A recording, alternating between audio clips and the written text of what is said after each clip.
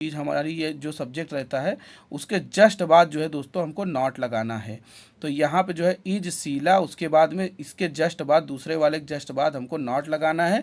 बाकी same same उसी तरीके से कर देना है जो हमने आपको तरीका बताया था। आ गुड गर्ल यानी जो हमारा ऑब्जेक्ट बचेगा उसको लिख देना है, लास्ट में क्वेश्चन मार्क जरूरी है। तो ये जो है, हेलो दोस्तों, कैसे आप लोग, उम्मीद करता हूँ अच्छे होंगे। दोस्तों मेरा नाम है अकबर अली और आप देख रहे हैं इंग्लिश सीखो चैनल। तो दोस्तों जैसा आप लोगों को पता है कि मैं इस चैनल पे आप लोगों को इंग्लिश सिखाता हूँ बहुत ही आसान तरीके से। अब तक जो है दोस्तों हम लोगों ने हिंदी से इंग्लिश करना सीखा है और अभी हम ग्रामर की शुरुआत कर रहे हैं। तो कल कुछ चीज़ें हम लोगों ने सीखी थी दोस्तों, उसका हमने जो है होमवर्क दिया था। तो चलिए पहले हम वो होमवर्क चेक कर लेते हैं और उसके बाद जो है आगे कुछ चीज़ें सीखेंगे। उसमें हमने जो कल सीखा था दोस्तों, कल हमने कुछ मीनिंग लिखवाई थी। उम्मीद करता हूँ आप लोगों ने उस मीनिंग को जो है याद कर लिया होगा। उसके पहले भी मैंने कुछ मीनिंग लिखवाई थी, तो सारी मीनिंग आप लोगों ने याद कर लिया होगा दोस्तों। उसके साथ साथ दोस्तों कल हमने जो है असर्टिव और निगेटिव जो है दोस्तों सीखा था। तो आज हम इंट्रोगेटिव सीखेंगे। नॉर्मल इंग्लिश जो दोस्तों छोटी मोटी चीज़ें होती हैं, तो हम अभी वही चीज़ें सीख रहे हैं।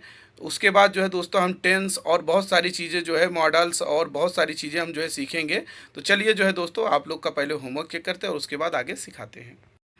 तो दोस्तों ये है हमारा होमवर्क और इसको हमने यहाँ कर रखा है। तो होमवर्क आप मिला लीजिए। जैसे पहला था हमारा, वह एक खतरनाक लड़का है। तो यहाँ पे हमने लिखा है उसका ही इज़ अ डेंजरस बॉय।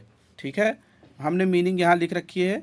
तो आप लोग मिला लीजिए दोस्तों, सही है आपने सही किया है या गलत किया है। सुधांशु एक चोर था। Sudhanshu was a thief. फिर उसके बाद में दोस्तों यहाँ पे है रमन एक कुम्हार नहीं है।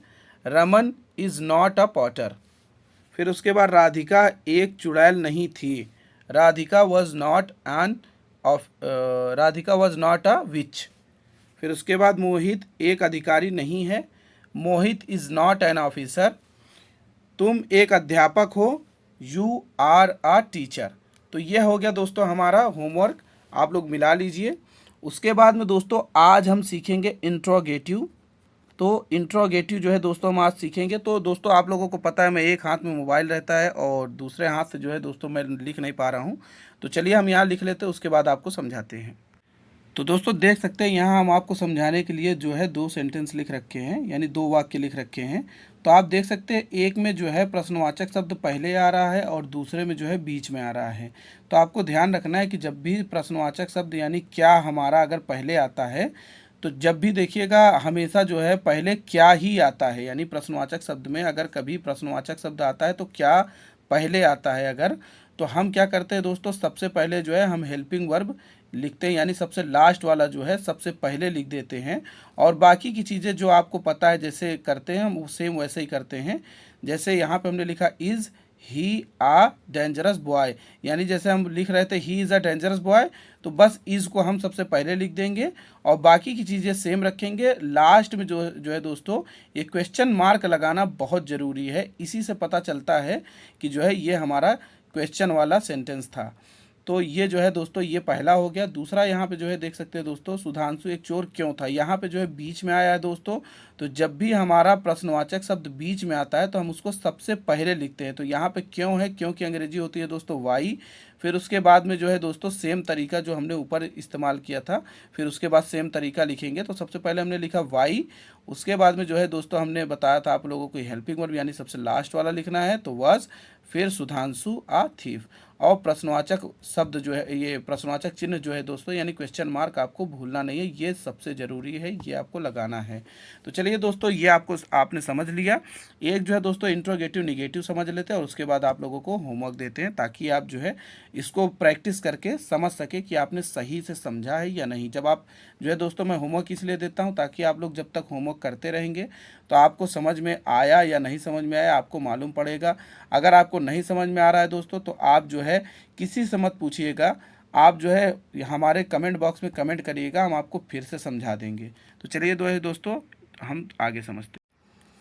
तो दोस्तों जैसा आप लोगों को पता है यहाँ हमने इंट्रोगेटिव में ये समझा था दोस्तों कि हमारा जब भी प्रश्नवाचक पहले आता है तो हम सबसे पहले जो है हेल्पिंग वर्ब लिखते हैं, यानी जो सबसे लास्ट वाला है हम उसको लिखते हैं। उसके बाद में जो है दोस्तों हम सब्जेक्ट लिखते हैं और फिर बाकी की जो हमारे ऑब्जेक्ट बचते हैं उसको करते हैं।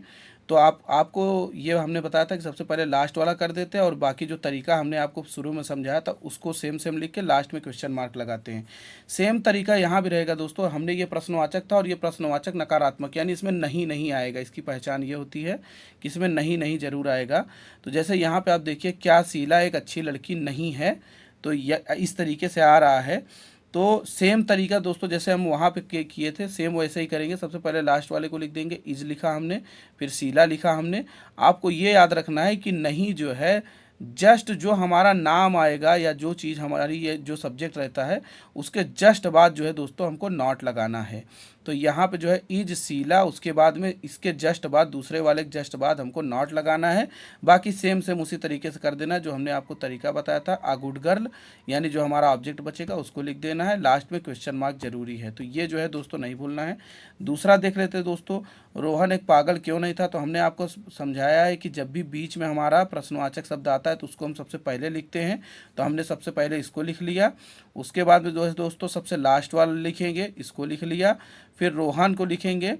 रोहन को लिखने के जस्ट बाद हमने आपको बताया है कि जो है नॉट लगाना है, तो हमने यहाँ नॉट लगा दिया और जो हमारा ऑब्जेक्ट बचा हम लोग उसको कर दिया। तो जो है दोस्तों उम्मीद करता हूँ ये आपको समझ में आ गया है। तो यहाँ पर जो है दोस्तों अभी तक जो पढ़ा है सबका जो है यहाँ पे हम आपको होमवर्क देंगे। आपको जो है ये घर पे करना है। करने के बाद जो है दोस्तों कल की वीडियो में हम आपको पहले होमवर्क चेक करेंगे, उसके बाद में जो है हम आगे पढ़ेंगे। तो दोस्तों देख सकते हैं ये हमारा होमवर्क है। पहला होमवर्क है हमारा दोस्तों, मुनीर एक सोनार है। आगे हमने जो है दोस्तों मीनिंग लिख रखी है, गोल्ड स्मिथ। गोल्ड स्मिथ का मतलब होता है सोनार। रमन एक लकड़हारा नहीं है।